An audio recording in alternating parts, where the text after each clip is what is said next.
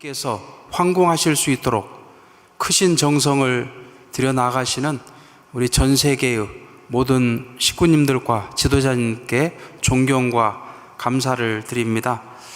어제 가평교회에서 특강을 했는데요. 원장님께서 철야 때 그 내용을 했으면 좋겠다라고 말씀을 주셔서 오늘 이 자리에 서게 되었습니다. 제가 강의할 제목은 재림 메시아 참 아버님에 대한 내용입니다. 기존에 5가지의 강의를 한 토대 위에 진행이 되었습니다. 하늘 부모님의 꿈, 예수님과 기독교 2000년 역사의 본질, 한민족의 역사적 소명, 독생녀 탄생을 위한 준비, 그리고 독생녀 참 어머님에 대한 부분을 마치고 이렇게 재림주님 참 아버짐에 대한 부분을 오늘 이 시간에 같이 말씀을 드리겠습니다. 이미 다 아는 내용이기 때문에 그 내용보다는 나라면 어떻게 세상 사람들한테 이것을 전할 수 있을까라는 관점에서 함께 들어주신다면 아마 이것도 의미 있는 시간이 되지 않을까라고 생각이 됩니다. 먼저 우리가 이미 알고 있듯이 재림주님과 독생녀는 유대 민족 가운데 오시지 않습니다. 유대 민족은 메시아를 십자가에 내몬 그러한 형벌에 대한 탕감을 치러야 되기 때문에 하늘은 새로운 선매를 찾아서 거기에 재림주님과 독생녀를 보내실 수밖에 없으셨습니다. 재림주님은 해 돋는 곳으로부터 천사와 함께 올라와서 어린 양과 아버지의 인을 14만 4천 무리에게 친다고 요한계시록에는 기록되어 있습니다. 그러면 그 동방에 해 뜨는 그 나라는 어디일까요? 바로 그 나라는 2000년 기독교의 사명을 계승한 나라여야 합니다. 그렇다면 중국은 어떨까요? 중국은 기독교를 배척해온 나라입니다. 일본은 어떨까요? 일본은 기독교 인구가 0.4%에서 1%밖에 되지 않습니다. 그러면 한국은 어떨까요? 기독교 자체 조사에 의하면 세계 50대 대형교회 중 25개가 한국에 있다는 보고가 있습니다. 우리 한국의 기독교를 보면은요, 굉장히 특별한 형태를 띱니다. 일요일 날 예배를 드릴 때도 오전 예배가 있고요, 오후 예배가 있습니다. 그리고 일요일 예배만으로 부족하기 때문에 무슨 예배가 있습니까? 수요 예배가 있습니다. 수요 예배도 부족해서 금요 속회가 있습니다. 금요 속회도 부족해서 뭐가 있습니까? 매일마다 아침 기도회가 있습니다. 아침 기도회도 부족해가지고 별도로 기도원을 둬가지고 40일 기도, 금식 기도를 하면서 그렇게 신앙의 형태를 띠고 있는 것이 한국입니다. 그래서 많은 예언가들은 재림주님은 한국으로 오실 거라고 계시를 받아왔습니다. 루마니아의 종교의 사제 게오르기도 인류를 구원할 동방의 나라는 바로 한국이라고 74년도에 예언을 했던 것입니다. 미국의 3대 예언가 가운데 하나인 신디 제이콥스는 하나님께서 말씀하시길 내가 한국에 기름을 부어줄 것이다, 내가 한국 사람을 쓸 것이다 라고 예언을 계시를 받았다는 것입니다. 기름 부음을 받은 사람은 메시아인데 그 기름 부음을 받은 나라는 메시아가 오실 나라라는 의미인 것입니다. 우리가 익히 알고 있는 바와 같이 나네트 크리스트 존슨이라고 하는 사람은 96년 지구촌 과학의회에서 앞으로 올 미륵 부처는 면류관을 쓴 한국인인데 그분은 한국에 와본 적도 없고 한국의 의상을 본 적도 없는데 아카식 비전으로 존슨이 그린 미륵부처의 그림입니다. 그리고 이분은 누구십니까? 바로 우리의 참 아버님 모습과 똑같다는 것을 알 수가 있습니다. 문선명 참 아버님께서 재림 주님이실까? 이것은 우리 입장에서는 사실 믿음의 영역에 속합니다. 그렇지만은 그 메시아를 알 수 있는 방법이 없는 것도 아닙니다. 메시아가 되기 위해서는 일정한 자격을 갖추지 않으면 안 됩니다. 첫 번째로는 하나님의 인침을 받아야 됩니다. 요한복음 6장 27절에 인자는 아버지 하나님의 인치신 자라고 말씀하셨던 바와 같이 아무리 내가 메시아가 되고 싶어도 하나님의 인침을 받지 않으면 메시아가 될 수 없습니다. 두 번째로는 진리의 말씀을 갖고 있어야 됩니다. 우리 인간은 먹는 것으로만 사는 것이 아니고 바로 하나님의 입으로 나오는 그 말씀을 통해서 그 영인체가 성장하고 완성이 되기 때문에 그 진리의 말씀을 갖고 계셔야 됩니다. 세 번째로는 아무리 말씀이 좋아도 그 삶이, 인격과 삶이 말씀과 다르다면 그분은 메시아가 될 수가 없습니다. 네 번째로는 바로 메시아적인 업적이 있는가 하는 것을 봐야 합니다. 그렇기 때문에 예수님도 자신을 믿지 못하는 유대인들에게 설령 나를 믿지 아니할지라도 내가 행한 그 일만은 믿어라. 그러면 아버지께서 내 안에 계시고 내가 아버지 안에 있음을 깨달아 알리라라고 말씀을 하셨던 것입니다. 그래서 메시아를 알 수 있는 이 네 가지 관점에서 저는 오늘 참 아버님을 소개하고자 합니다. 먼저 하나님의 인침을 받았는가? 이 내용은 참 아버님의 입장에서 볼 때는 팩트입니다. 근데 우리들의 입장에서 보면 믿어야 되는 영역입니다. 참 아버님께서는 1935년 4월 17일 하늘로부터 천명을 받으셨다고 하셨습니다. 아버님께서는 3번이나 거절하셨다고 하셨기 때문에 예수님께서는 하나님께 그것을 다시 여쭈어 보았을 때 너밖에 없다라는 답을 하나님으로부터 받으셨다고 하셨습니다.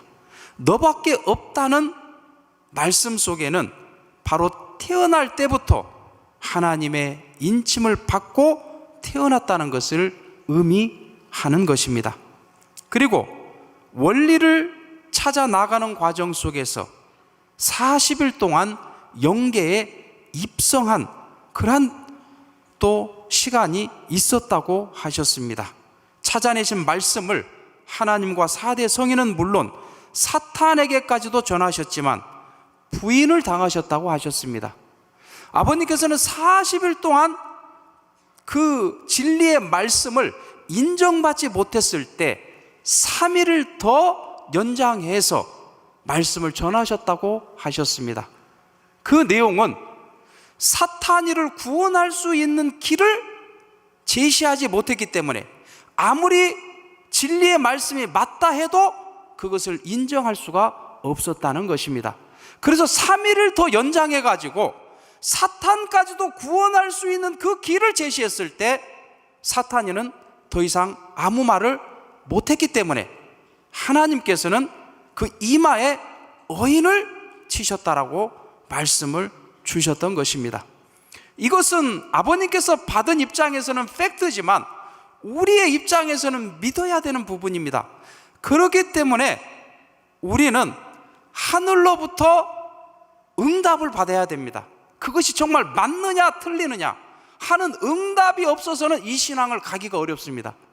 그래서 1세 우리 선배님들의 신앙 노정을 보면은요, 다 영적 체험을 대부분이 하셨어요. 저도 고등학교 1학년 때 천주교 신자였습니다. 안드레라는 세례명을 갖고 있었던 제가 어느 순간부터 인생과 신앙에 대한 극심한 고민을 하게 되었습니다. 그러면서 저는 천주교에서 신분좀도 찾아가고 우리 선생님도 찾아갔지만 답을 얻지 못했기 때문에 기독교를 미친 듯이 찾아다니는 그런 과정이 있었습니다. 기독교를 찾아다녔음에도 저는 응답을 받지 못했어요. 그래서 그때부터 제가 3개월 동안을 자취방에서 기도했던 적이 있었습니다. 마태복음 7장 7절, 구하라 주실 것이요, 찾으라 얻을 것이요, 문을 두드리라 열릴 것이라고 하는 그 성구만은 제가 그때 알고 있었어요. 그래서 그 성구를 붙들고 3개월 동안 기도했는데 아침부터 저녁까지 눈물이 그렇게 쏟아지는 겁니다. 답을 못 얻는 입장에서는 죽을 것 같은 그런 입장이었기 때문에 3개월 후에 저의 시력은 원래 1.5였는데 0.3으로 떨어졌습니다. 저는 하늘로부터 응답을 못 받았을 때 이제는 죽는 길밖에 없겠구나 라고 생각을 하고 방문을 팍 차고 이제 어떻게 죽을까를 생각하면서 길을 걸어갔던 적이 있었습니다. 그래서 조그만치에서 어떤 할아버지가 저를 처량한 모습으로 바라보시더라고요.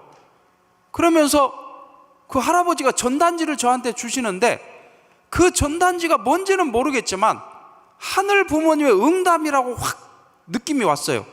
근데 소련의 3,000명의 대학생이 어떻게 해서 새롭게 인생을 출발하는가 뭐 그런 내용이 써졌던 것 같아요. 하늘의 응답이라고 느끼는 순간 이 할아버지하고 대화를 하고 싶었는데 이 할아버지가 전단지만 주고 말아버리네. 아이고 나를 좀 붙잡아 줬으면 하는 그런 마음이 있었는데 그때 그 할아버지가 어이 학생! 저를 부르는 것이었습니다.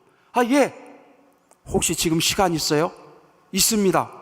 우리 집에 같이 갈 수 있어요? 집이 어디신데요? 저는 전주에서 그분을 만났는데 집이 군산이라는 겁니다. 군산까지 처음 본 사람을 같이 가자는 겁니다. 그런데 이미 저는 죽으려고 가는 길이었기 때문에 못 갈 이유가 없었습니다. 그래서 군산까지 그분을 따라갔는데 다행히 맨 처음에는 혹시 인신매매 아닌가도 생각했어요. 모르는 사람이 갑자기 나타나가지고 운전대를 잡고 양쪽 옆에 젊은 사람이 딱 앉고 그 할아버지는 딱 뒤에 앉는데 아이고 큰일 났다, 인신매매다, 그렇게 생각했는데 가보니까 인신매매는 아니었어요. 근데 통일교였어요. 밤새껏 원리를 말씀하시는데 이분도 가르치는 게 한계가 있다 보니까 조금 가르치다가 비디오 테이프를 보여주는데 그 비디오 테이프를 제가 밤새껏 들었습니다. 그 할아버지는 주무시고 계셨는데 그러면서 3일 원리 수련에 들어갔는데 창조 원리를 듣는 순간부터 폭포수 같은 눈물이 떨어지는 겁니다.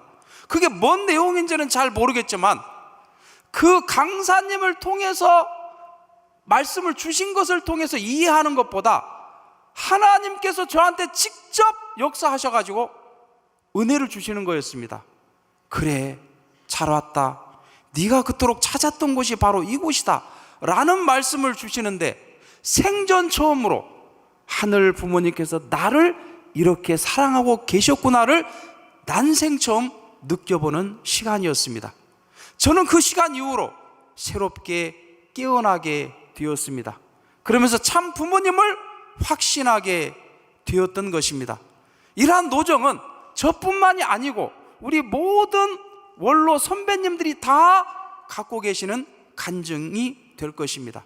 그렇기 때문에 참 어머님께서도 독생녀인가 아닌가를 너희들이 알기 위해 천심원에서 아버님께 직접 응답을 받아라 라고 말씀을 주셨다고 생각이 됩니다. 이 2세 3세들이 여기에 와서 천심원에서 기도하고 하늘 부모님의 사랑을 체험하고 새롭게 깨어나기 시작하는 것입니다. 참 아버님으로부터 응답을 받고 새롭게 깨어나는 모습을 오늘 우리는 목격하고 있는 것입니다. 그렇기 때문에 우리는 하늘로부터 받은 응답을 통해서 바로 참 아버님과 참 어머님께서 인류의 재림주요 메시아요 참 부모요 독생녀라고 하는 사실을 믿게 될 수 있었던 것입니다. 두 번째로는 메시아의 자격 요건은 진리의 말씀이 있는가 하는 것입니다. 지금 기독교도 66권의 성경을 갖고서 똑같이 보고 있지만 세계적으로 보면 500개 파로 갈려져 있는 상황입니다. 그렇기 때문에 요한복음 16장 25절 때가 이르면 다시 비사로 이르지 않고 아버지에 대한 것을 밝히 이루시겠다고 하셨습니다. 많은 백성과 나라와 임금에게 다시 예언하여야 하리라고 말씀하셨던 것입니다. 참 아버님께서도 메시아가 되기까지는 준비 노정이 있었다고 하셨습니다.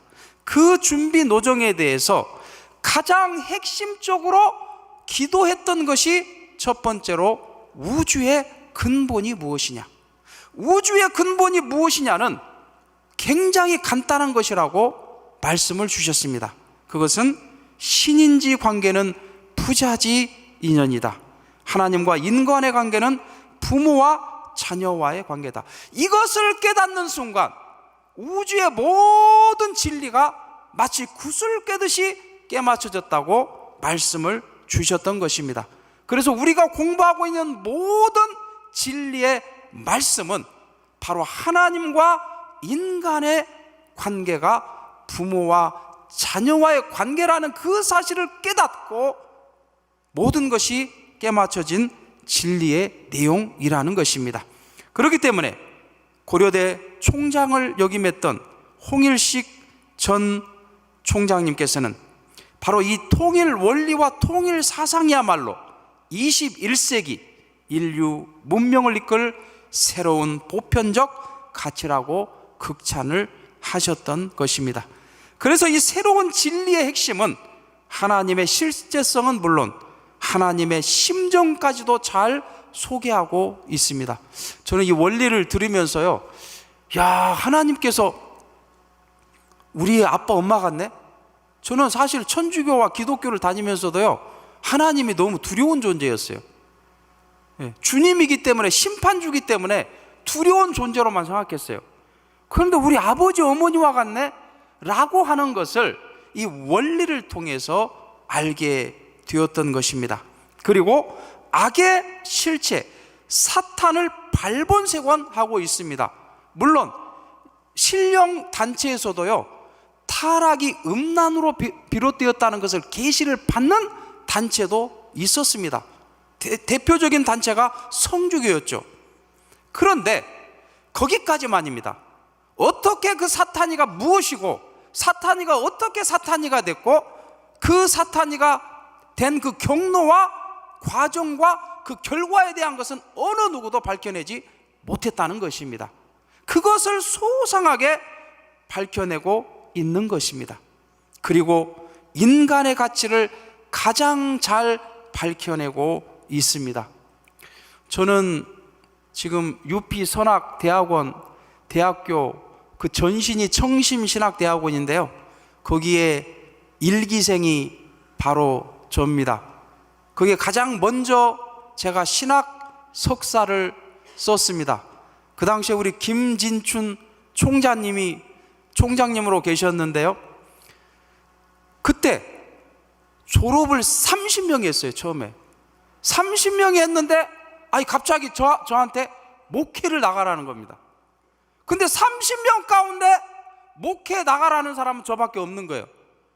이야, 그래 저는 마음이 힘들더라고요. 이게 한 두세 명이라도 같이 나가면 그나마 괜찮은데 혼자 목회를 나가라니까 이게 마음이 힘든 겁니다. 근데 그것도 하늘의 뜻이라고 생각하고 목회를 기다리고 있는데 또 연락도 안 와요. 어디로 가라고 연락도 안 와요. 한 달이 넘고 두 달 정도 지나서야 협회 총무국장님으로부터 연락이 왔습니다. 여보세요, 지금 강원도에는 10몇 가정이 있고 경기도에는 2가정 있는 교회가 있는데 어디로 갈 거요? 라고 그 당시에 총무국장님이 이기성 원장님이셨습니다. 그걸로 물어보시는 겁니다. 보내주시는 대로 가겠습니다. 그러면 당신은 젊으니까 2가정 있는 교회로 한번 가보시오. 공문을 내주시면 가겠습니다 해가지고 제가 청심신학대학원을 마치고 간 곳이 2가정 있는 교회였습니다. 그런데 식구도 없으니까 뭘 해야 될 것도 없으니까 저는 평일날 노방전도를 나갔습니다. 노방전도를 나갔는데 벤치에 어떤 남자 청년이 앉아있는 거예요. 그래서 그 청년한테 다가가가지고요, 혹시 잠깐 대화할 수 있습니까? 라고 물어보고 대화를 나눴습니다. 근데 그분이 인간은 만물보다 나은 게 있을까요? 제가 볼 때는 미물보다 인간이 못한 것 같아요. 저는요, 삶의 의미가 없어요. 저는 죽고 싶어요. 아무런 가치도 못 느껴요. 그렇게 얘기를 하는 거예요. 저는 마침 바인더로 전도를 위해서 설명할 자료를 다 갖고 갔기 때문에 제가 인간의 가치에 대해서 원리를 가지고 이렇게 설명을 했던 것입니다. 우리 인간은 광물 세계가 갖고 있는 모든 내용을 다 갖추고 있습니다. 초목이 있듯이 인체는 털이 나 있고, 지각이 있듯이 피부가 있고, 지층이 있듯이 근육이 있고, 지하수가 흐르듯이 혈관이 흐르고, 암층이 있듯이 골격이 있고, 용암층이 있듯이 골수가 있습니다. 이 지구는 바다가 70%고 육지가 30%이듯이 인체도 수분이 70%고 고체가 30%입니다. 5대양 6대주로 되어 있는 것처럼 우리 인체도 5장 6부로 되어 있습니다. 12개월 24절기로 되어 있는 것처럼 12갈비뼈 24마디로 바로 광물세가 갖고 있는 모든 요소를 다 담고 있습니다. 그리고 식물이 갖고 있는 모든 요소도 다 담고 있습니다. 우리 인간도 마찬가지로 세포로 되어 있고, 뿌리와 같은 위장이 있어서 영양분을 받고 공급하고, 또 줄기와 줄기 같은 심장이 있어서 영양분을 각 기관에 공급하고, 잎과 같은 폐가 있어서 산소와 이산화탄소를 주고받고, 도관과 체관이 있듯이 동맥과 정맥이 흐르고 있습니다. 그리고 동물이 갖고 있는 모든 요소도 다 갖고 있습니다. 그 조직과 기능, 동물의 발성 기능까지 갖고 있습니다. 만일에 어떤 고양이가 그렇게 짖는다면 아마 TV의 특종감으로 나올 겁니다. 그렇죠? 그런데 우리 인간은 동물의 모든 발성 기능을 다 갖고 있기 때문에 흉내를 낼 수가 있다는 것입니다. 모든 형태의 곡선미를, 아름다움을 다 인체는 갖고 있기 때문에 화가는 가장 아름다움을 인체를 통해 나타내고 있는 것입니다. 더 나아가서는 보이지 않는 세계, 이 천사 세계, 그 영적인 요소까지도 우리 인간은 영인체를 구비하고 있는 것입니다.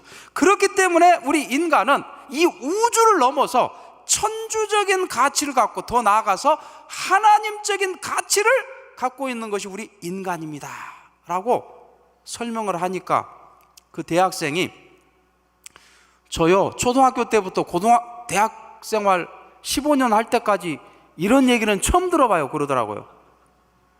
그러니까 우리가 초등학교 때부터 배운 것이 인간에 대한 가치에 대해서는 한마디도 교육을 받지 못했다는 겁니다. 이거 얼마나 심각합니까?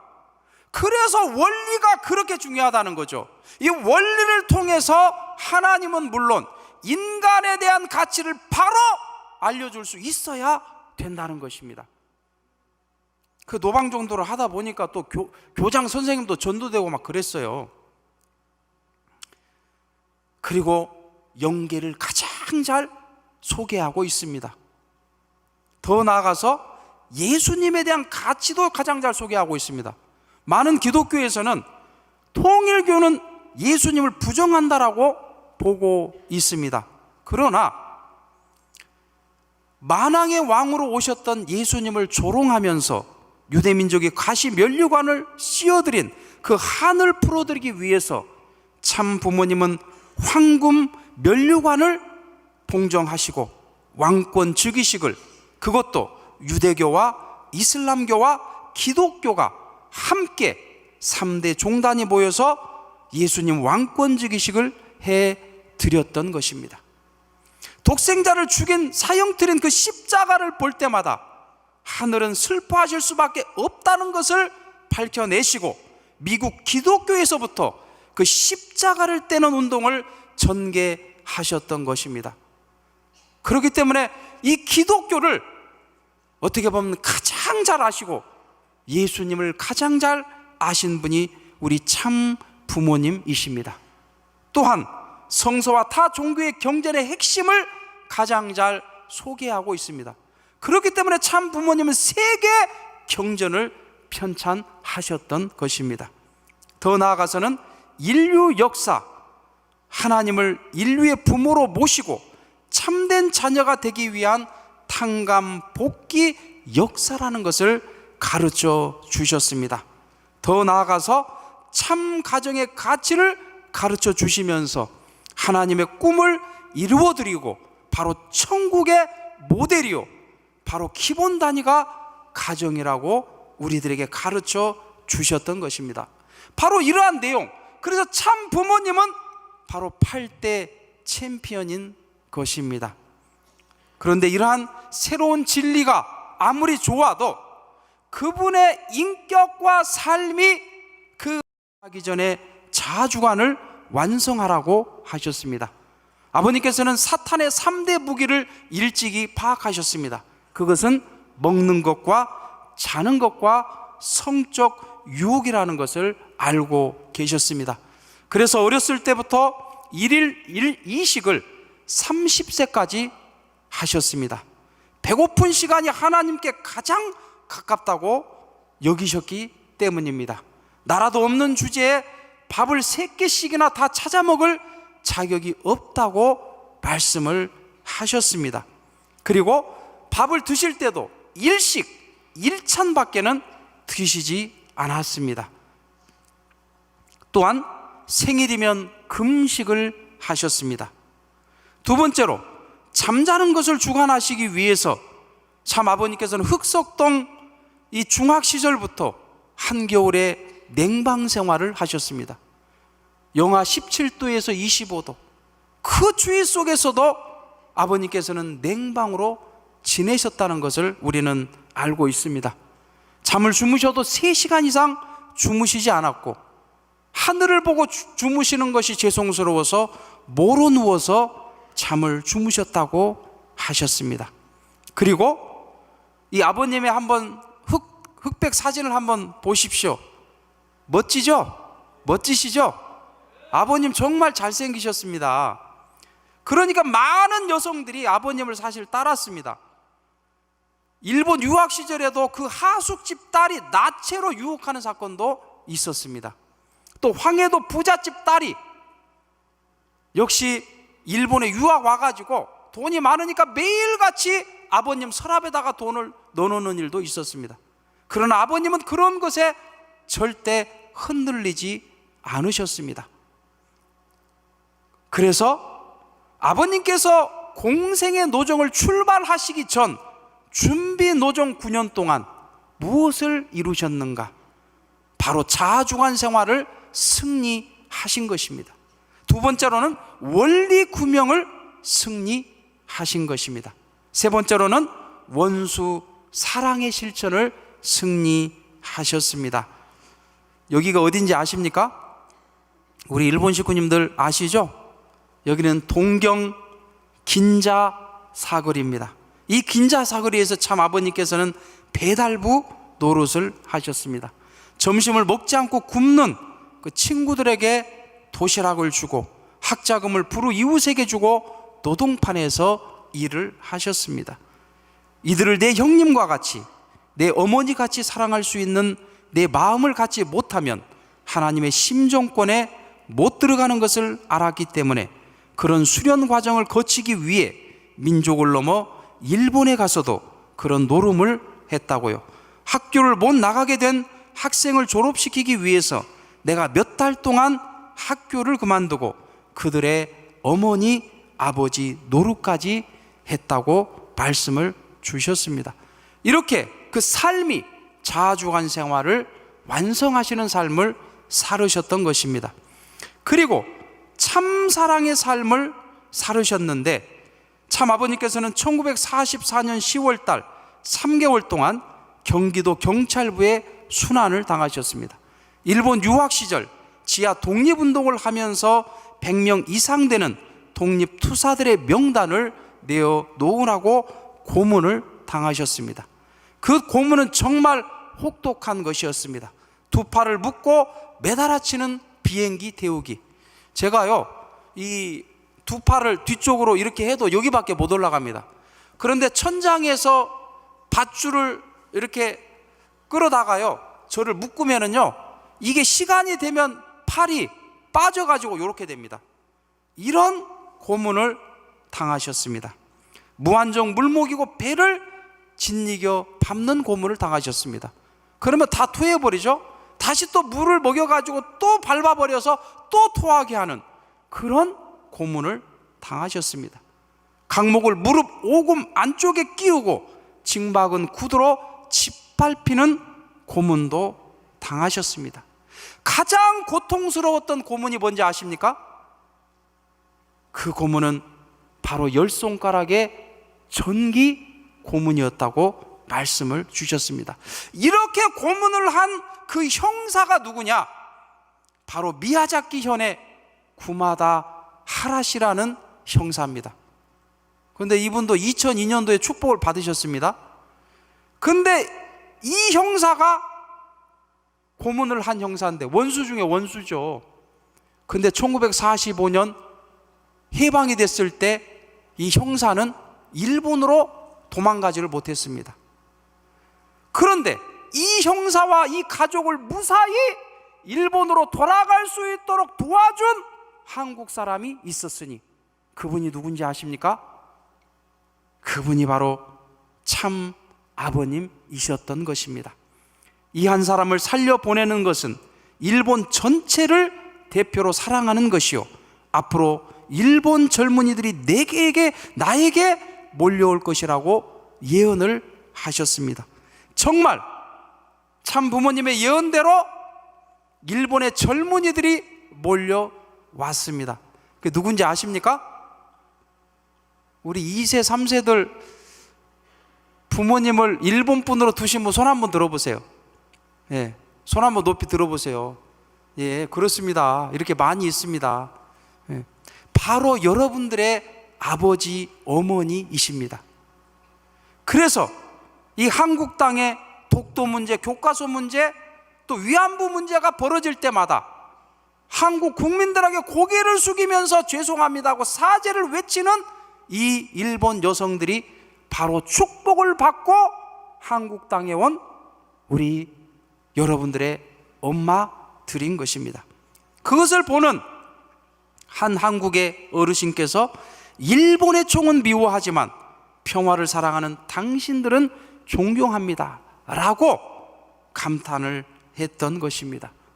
바로 이분들이 이렇게 할 수 있었던 원동력이 어디냐? 그것은 참 부모님의 참사랑의 삶이 동기가 되었기 때문입니다. 그렇죠? 우리 2세, 3세 여러분들의 어머니, 아버지를 위해서 박수 한번 보내드릴까요?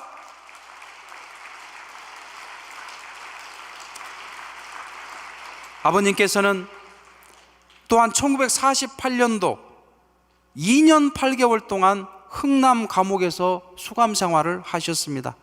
그 이유는 바로 기성교회 이단 규정으로 공산당국에 투서를 했기 때문입니다. 한번 우리 교회에 오게 되면은 밤이 되고 아침이 돼도 안 가고 싶은 마음, 또 그 다음부터는 부부 생활을 안 하려고 하기 때문에 이게 문제가 있다, 가정 파괴범이다 라고 신고를 했던 것입니다. 마침 이북에서도 종교 말살 정책으로 아버님을 수감을 시켰던 것입니다. 이미 우리는 다 알고 있습니다. 다 배워서. 근데 참 아버님의 그 당시에 마음 자세가 어땠느냐? 감옥에 있어서 구세주가 못 되는 것이, 평화시대 구세주라고 한다면 그는 가짜 구세주예요 라고 말씀을 하셨던 것입니다. 미숫가루 같은 거 저는 놀아먹질 않는 사람이 대부분인데 문 선생님은 그렇지 않고 아픈데 안찰 기도도 해주고 그냥 이 교회에 대한 진리 같은 것들 전파를 시켜주고 다른 사람하고는 좀 다르게 행동을 했습니다. 그러니까 이제 감옥 안하게 성자라고 그럴 수밖에 없는 게 아니겠어요. 예, 같이 수감 생활을 했던 우리 한 분의 소감이었습니다. 그리고 참 아버님께서 김일성 주석을 만났을 때 그 장소도 흥남 마전 공간이었습니다. 그 흥남 감옥을 지나갈 때 아버님은 그 생각이 안 났겠습니까? 무려 2년 8개월 동안 죽을 고비를 넘긴 그 장소. 그런데 그런 원수와도 같은 김일성 주석을 사랑으로 품 안으시고 4개 조항의 합의를 이끄시고, 그리고 이 북한 최초로 노동신문에 하나님이라는 글자가 최초로 기재가 되었던 것입니다. 이 참 아버님의 삶은 바로 참사랑으로 원수까지도 굴복시키기 위한 그런 참사랑의 삶이었기 때문에 땀은 땅을 위하여, 눈물은 인류를 위하여, 피는 하늘을 위하여 뿌리는 노정을 통해 원수까지도 사랑해야 한다라고 말씀을 하셨던 것입니다. 그리고 참 부모님의 메시아적인 업적이 있어야 됩니다. 저는 이것을 어떻게 우리 부모님의 업적을 다 설명할 수가 있겠습니까? 그래서 핵심적으로 크게 4가지 키워드를 가지고 보통 설명을 하고 있습니다. 첫 번째로는 가정과 사회 붕괴 해결의 열쇠를 가진 분이시다. 두 번째로는 남북 평화 통일의 열쇠를 가지고 계신 분이시다. 세 번째로는 초종교, 초인종, 초국가적인 세계 평화의 열쇠를 가지고 계시다. 네 번째로는 전방위적인 평화의 업적을 가지고 계시다. 이 부분을 다 설명할 수는 없습니다. 그런데 먼저 가정과 사회 붕괴 문제를 한번 우리 한국을 놓고 보더라도 한국은 이혼율 아시아 1위입니다. 청소년 가출률 연 10만 명이 넘습니다. 낙태율 세계 1위, 자살률 세계 1위, 저출산율 세계 1위, 고령화 속도 세계 1위입니다. 이 사회 문제의 근본은 바로 가정에서부터 비롯된 것입니다. 그렇기 때문에 참 부모님께서는 가정을 이상가정으로 만들지 못하면 평화세계는 이루어지지 못하는 것이니 바로 교차, 교체, 축복 결혼을 해야 된다. 특히 원수 나라의 담을 헐어버리고 국제적인 축복식을 해야 된다라고 말씀을 주시고 한평생 그 길을 걸어 나오셨던 것입니다. 우리 세계일보 창간 10주년 때 현직 대통령으로서는 유일하게 김대중 대통령이 참석을 했습니다. 그런데 그 김대중 대통령이 참 부모님께 질문한 내용이 있습니다. 저는 한 지역을 하나 만드는 것도 어려운데 어떻게 총재님 4분께서는 인종을 넘고 국가를 넘어서 세계적인 합동 결혼식을 할 수 있었습니까? 하는 질문이었습니다. 이거 대통령들이 할 수 있습니까? 이거 유엔 사무총장이 할 수 있습니까? 이건 인간으로서 할 수 없는 내용입니다. 오직 인류의 메시아요 참 부모만이 할 수 있는 내용이기 때문에 그런 것입니다. 그리고 참 어머니께서는 아시는 바와 같이 93년 7월 29일 미국 국회의사당에서 가정은 천국의 기본단이요 참사랑의 실현지요 세계 평화의 기초가 가정이 된다. 그것을 선포하시고 나서 미국은 그날을 부모의 날로 제정을 했던 것입니다.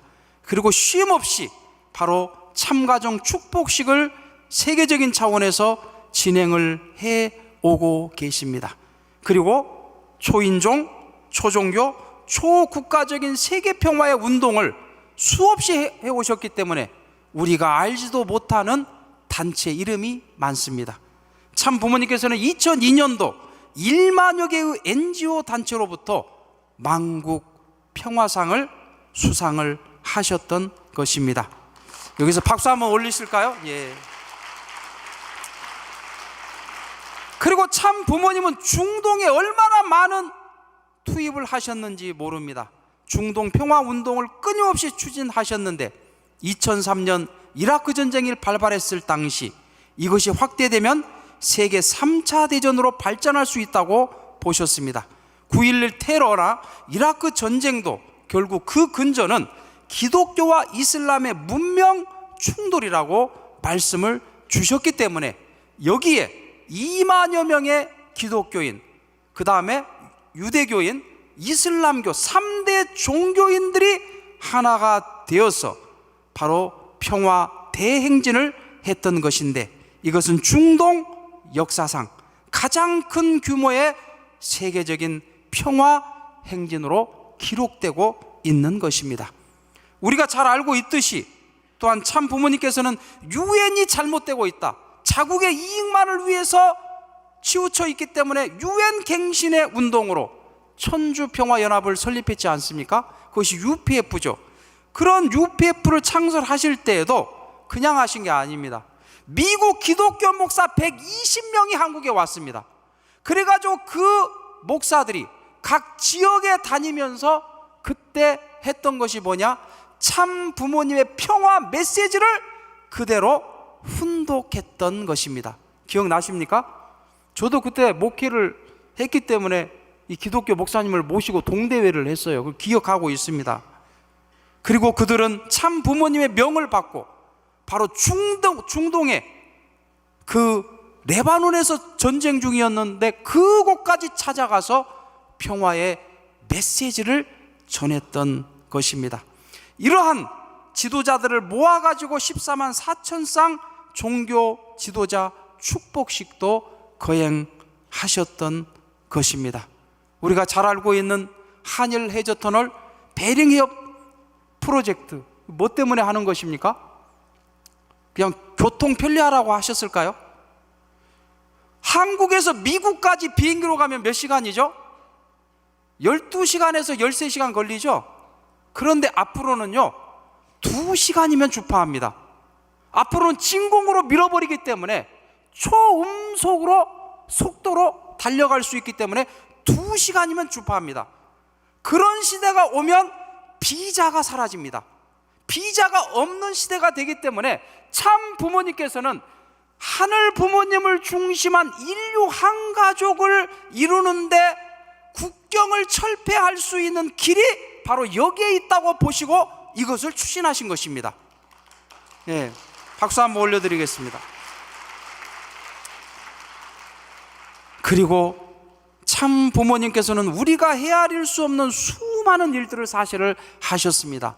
문화 예술에서, 스포츠에서, 언론, 교육, 기술, 경제, 종교까지 모든 것을 다 어우르고 있습니다.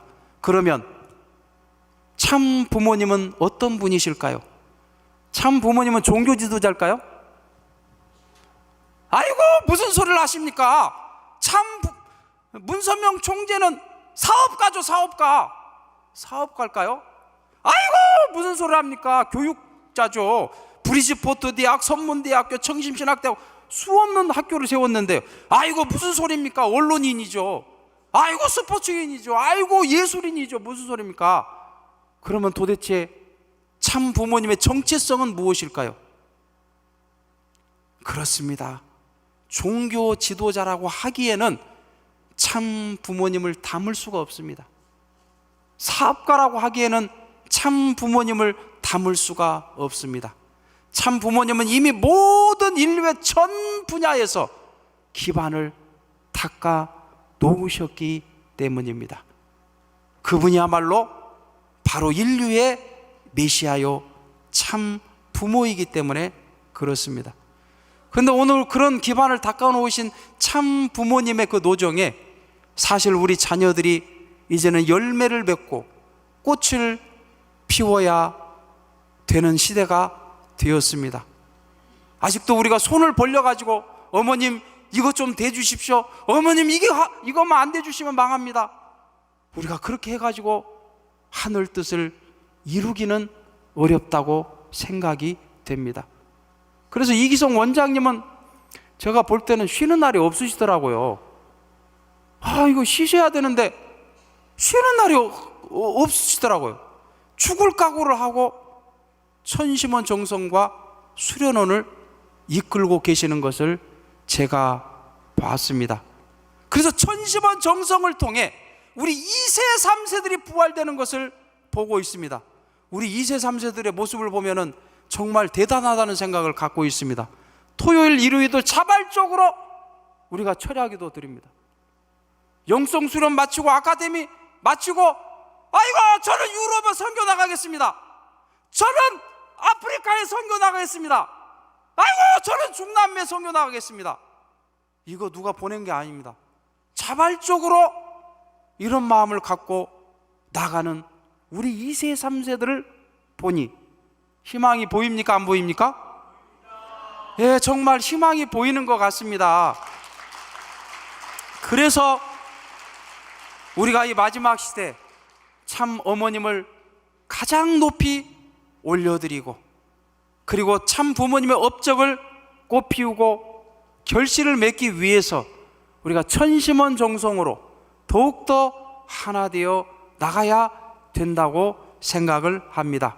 그러기 위해 오늘 이 시간 태산 같은 정성으로 이 자리에 함께 참석해 주신 전 세계 모든 식구님들과 모든 지도자님께 우리 감사와 격려의 박수를 올리면서 오늘 효종 보고를 마치겠습니다. 감사합니다. 네, 참 아버님의 위상과 같이